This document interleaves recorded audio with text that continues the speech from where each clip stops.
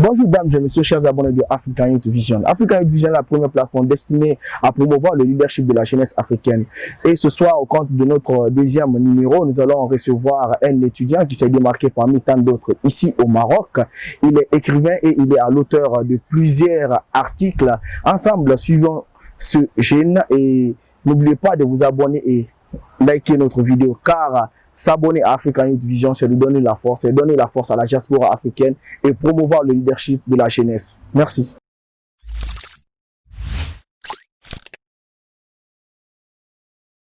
Simpara, bonjour. Bonjour, monsieur Silla. C'est un réel plaisir pour nous aujourd'hui de vous recevoir au compte de notre émission Découverte. Mais bien avant de rentrer dans le vif du sujet, qui est monsieur Simpara? Déjà, le plaisir est partagé. Je suis Simpara Mahmadou, d'Infa, étudiant en master études diplomatiques à Rabat, faculté de Suisse, et je suis de nationalité malienne. Monsieur Simpara, tout à l'heure nous avons rappelé à nos aimables abonnés de African Youth Vision que vous êtes un étudiant passionné de lecture et vous êtes à l'essai de plusieurs ouvrages. Donc, avant de rentrer dans ce livre du sujet, nous allons vous demander votre parcours. Quel est votre parcours au jour d'aujourd'hui? Alors, après avoir obtenu un bac littéraire au Mali en 2016, donc il a plus nécessaire de continuer mes études supérieures ici au Maroc. Donc, je me suis dirigé vers la faculté Sidi Mohamed Ben Abdallah de Fès, où j'ai obtenu d'abord un DEUG en droit tronc commun, par la suite une licence en droit public, donc par la suite enchaîné avec le master études diplomatiques et relations internationales ici à Rabat, faculté de Suisse. Nous allons un peu revenir en arrière. Okay. Vu que vous devez venir ici au Maroc, le Maroc est une référence en matière d'éducation, dites-nous un peu, quelle a été votre première impression quand vous avez entendu que vous devriez être au Maroc pour les études? Bon, ma première impression était surtout d'abord, si j'ose dire, la joie. Alors, je suis vraiment, si on peut dire, un aventurier. J'adore les aventures, j'adore découvrir de nouvelles choses, de nouvelles cultures, de nouveaux endroits. Donc, le jour où j'ai appris que je dois venir continuer mes études supérieures au Maroc, ma première impression était surtout la joie. La joie. La joie, surtout la joie, et vous savez que une fois dans un pays, il faut s'intégrer. L'intégration, elle est très très importante pour tous les étudiants du Maroc. Et aujourd'hui, vous êtes démarqué parmi tant d'étudiants ici au Maroc. Dites-moi un peu, quel a été votre parcours en matière d'intégration ici au Maroc? Alors pour moi, l'intégration n'a pas été tout aussi, si on peut dire, difficile. Bon, contrairement à certains qui disent que l'intégration n'est pas facile, mais bon, moi je suis parti d'un principe plus ou moins simple, qui est le fait que quand tu viens à un nouveau endroit, c'est à toi de t'adapter aux gens de cet endroit. C'est pas, en quelque sorte, il faut aller vers les gens. Et il faut aller vers les gens, il faut les connaître, il faut apprendre d'eux, mais tout et aussi ne pas oublier son origine. Donc pour moi, l'intégration n'a pas été tout aussi compliquée depuis ma descente à l'aéroport. Permettez-moi déjà de remercier Dr Konaté et sa famille qui m'ont accueilli avec une hospitalité tout à fait remarquable. Donc mon intégration, que ce soit à Rabat ici, que ce soit à Fès, n'a pas du tout été difficile. Alors, M. Simpara est à l'œuvre de plusieurs articles très pertinents ici au Maroc. M. Simpara, dites-nous un peu d'où est venue cette passion pour la lecture et pour l'écriture? Pour moi, comme on dit généralement, vous savez, un enfant est un réservoir de passion. Et généralement, il y a certaines passions qui lui sont plus ou moins méconnues et d'autres lui sont révélées. Donc moi, ma passion, que ce soit pour la rédaction, que ce soit pour la lecture, date beaucoup. Mais c'était une passion plus ou moins cachée. C'était une passion dont j'avais pas tout à fait la connaissance. Donc cette passion pour l'écriture et pour surtout la lecture et aussi surtout la recherche, je la dois à un professeur à Fès, et déjà permettez-moi de le saluer aussi, Monsieur Mohamed Mourida, qui était mon professeur en relations internationales et en sciences politiques, qui m'a donné l'opportunité ou l'occasion de m'exprimer sur un papier. Et voilà, c'est là où même est vraiment l'inspiration, et en quelque sorte, ce professeur a été pour moi une sorte d'inspiration, que ce soit un modèle aussi, et aussi le professeur a été pour moi une sorte de force qui m'a plus ou moins permis de me dépasser. Imaginez un étudiant qui n'avait rien réalisé de tel se trouve un beau matin face à une feuille blanche où il doit sortir avec plus de 15 à 20 pages. Donc je peux vous dire que à première vue et à l'entendre, ça fout un peu les boules. Mais Dieu merci, il a été une sorte de force qui m'a permis d'aller de l'avant, qui m'a permis de passer mes limites. Nous profitons de cette occasion pour aussi saluer ce grand professeur et le remercier pour ses efforts qu'il fournit en longueur de journée pour les étudiants subsahariens ici au Maroc. Dites-nous un peu quel est l'ordre chronologique des œuvres ou des articles que vous avez eu à publier depuis cette passion pour l'écriture jusqu'à nos jours. Le premier article, comme je l'ai dit, je le dois surtout à mon professeur de Fès, qui m'a beaucoup soutenu dans sa rédaction. Le premier était sur le capitalisme démocratie, Dieu ou duel. Ça, c'était le premier article. Le deuxième était sur l'exploration spatiale en Afrique, modèle de développement. Le troisième était sur la nouvelle monnaie éco, entre espoir et incertitude. Le troisième était sur elle était plus ou moins philosophique, c'était sur le bonheur. Qu'est-ce que le bonheur? Parlons tous du bonheur. Et le 4 et le 5e étaient sur les deux. Bon, les deux derniers sont sur le Covid-19. Donc, le premier d'entre eux est sur Covid-19 et mondialisation, phénomène de mondialisation ou mondialisation d'un phénomène. Et enfin, le dernier, qui date d'une semaine, 2 semaines, qui était sur l'Afrique au lendemain d'une crise sans précédent. Donc, Covid-19, l'Afrique au lendemain d'une crise sans précédent. Covid-19 actuellement qui est sur toutes les lèvres et qui est au centre de tous les débats, et parce que nous savons que le monde traverse actuellement l'une des pages les plus sombres de son histoire. Et vous qui êtes écrivain aujourd'hui, dites-nous un peu pourquoi choisir ce thème et pourquoi l'aborder ce thème de quelle façon, parce que nous savons que la plupart des écrivains qui travaillent actuellement parlent plutôt sur l'aspect économique et aussi sur l'aspect sanitaire, mais vous avez voulu vous accentuer sur cette partie. Dites-nous un peu pourquoi. Bon, d'abord, l'idée d'écrire un article sur le Covid-19 est surtout partie de cette sensation d'incapacité à faire quelque chose face à une crise. Moi, je pars bien évidemment du principe que face à une crise, nous avons tous un rôle à jouer, nous avons tous une mission.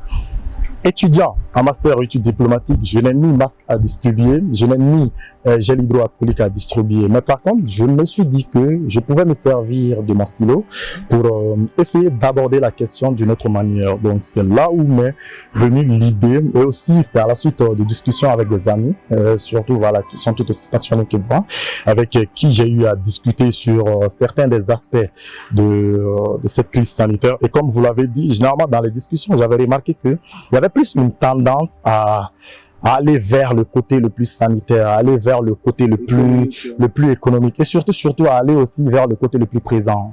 Moi, je pars plus ou moins du principe qu'il y a une crise, mais au fait la crise elle est là, ça c'est sûr. Et quel lendemain après la crise? C'est ça la question fondamentale.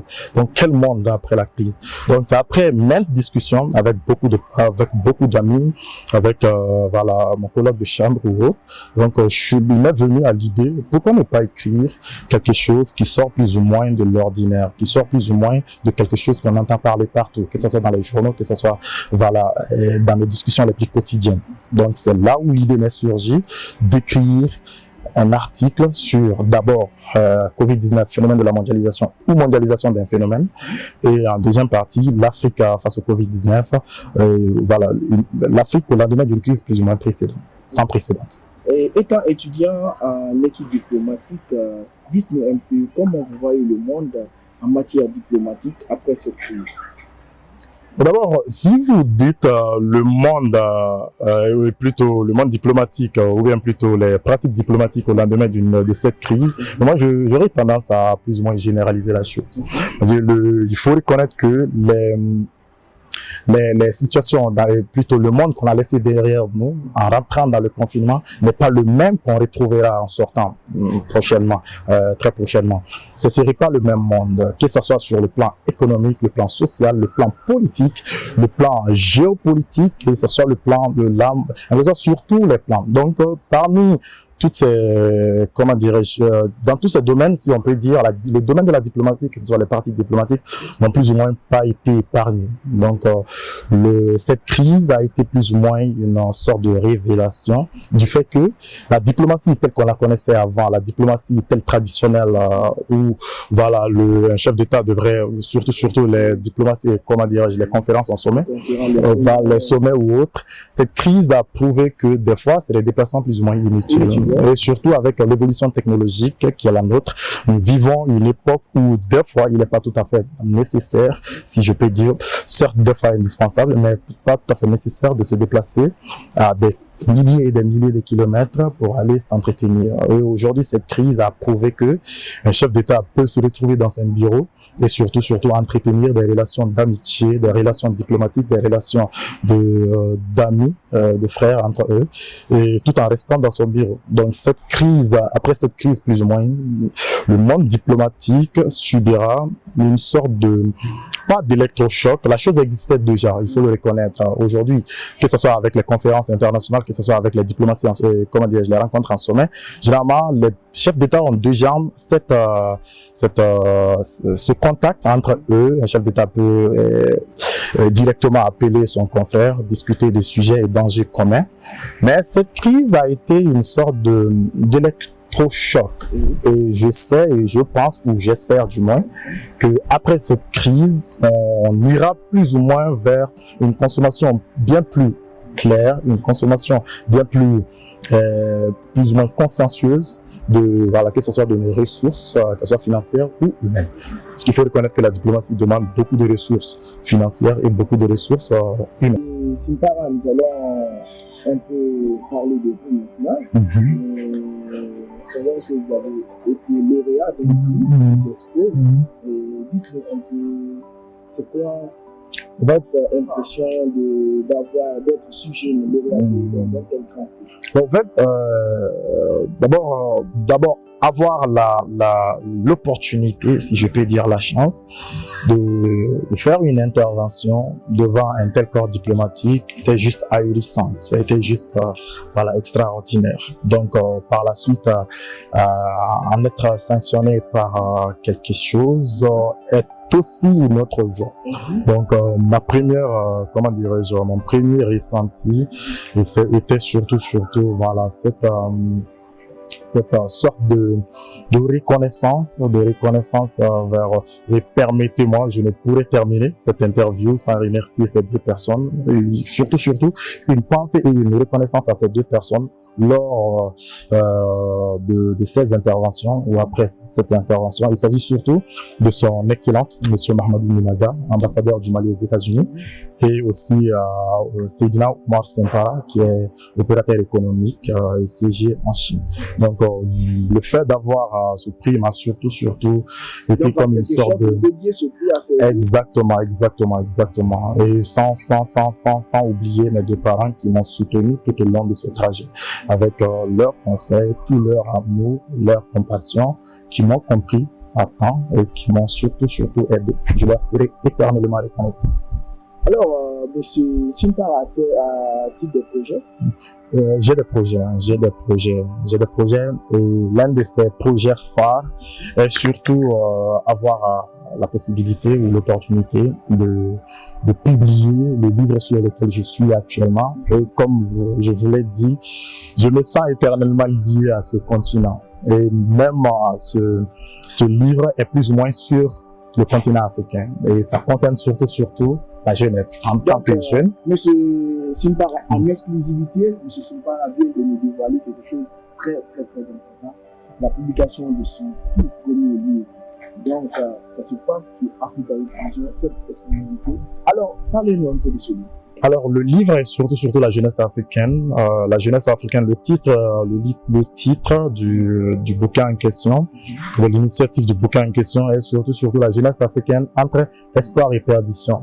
C'est cette nécessité de prendre part au débat qui se passe actuellement en tant qu'Africain d'abord, en tant que jeune en plus, et en tant que passionné de la rédaction, j'ai cette triple légitimité de plus ou moins parler d'un problème qui me concerne directement et qui va aussi à plein fouet. Donc là, je suis sur ça, je suis dans la rédaction. C'est un projet que j'avais commencé il y a de cela quelques mois de cela, plus ou moins il y a 4 mois. Plus de 4 mois, voilà, j'y suis dessus. Et là, si je pouvais me permettre, donc si je pouvais avoir surtout, comment dirais-je, des aides en matière, comment dirais-je, de recherche, parce que la recherche, ça demande aussi un peu de fonds, exactement, de financement, et aussi une aide en matière de publication. Il suffit pas d'écrire un livre, le mettre exactement assis. Je pouvais surtout avoir l'opportunité de rencontrer une maison d'édition digne de ce nom qui pouvait faire de ce rêve une réalité. Ça me ferait énormément plaisir. Alors vous qui nous suivez à la maison, vous êtes éditeur, vous êtes à la recherche de talents. Monsieur Simpala vient de nous dévoiler son projet. Vous pouvez l'aider, vous pouvez le contacter sur ce numéro qui va s'afficher ou sur notre plateforme. Alors Monsieur Simpala, aujourd'hui, vous êtes un modèle pour cette jeunesse ici au Maroc. Dites-nous un peu si vous avez des conseils à donner vis-à-vis de cette jeunesse consciente aujourd'hui qui veut que l'Afrique soit vraiment le relais, que l'Afrique soit vraiment un continent où on n'a plus besoin de partir chercher ailleurs, mais que tout se trouve ici chez nous et qu'avec la force, avec la volonté, on peut y arriver. Quel conseil pour vous leur donner à cette jeunesse? Alors si j'ai un conseil à donner à la jeunesse, surtout africaine, c'est parce que bon, je suis passé par cette sensation du fait de ne pas pouvoir apporter un changement. Nous, la jeunesse actuellement, on pense que nous sommes trop minimes pour ce grand tout qui est l'Afrique. Plus d'1 milliard et la quasi-totalité, plus de 80% sont jeunes. Donc, on se sent plus ou moins minime, on se sent plus ou moins, il y a une sorte d'indifférence venant des autres. Mais pour moi, mon conseil, ce serait surtout, quel que soit l'acte, aussi minime que soit-il, il s'agit de l'entreprendre, il s'agit de le faire, il s'agit parce que aujourd'hui, en Afrique, nous voulons tous un changement. Et on oublie quelque chose, le changement ne se fera pas sans cette jeunesse qui s'éveille, il faut le reconnaître, et qui est surtout consciente de plus en plus.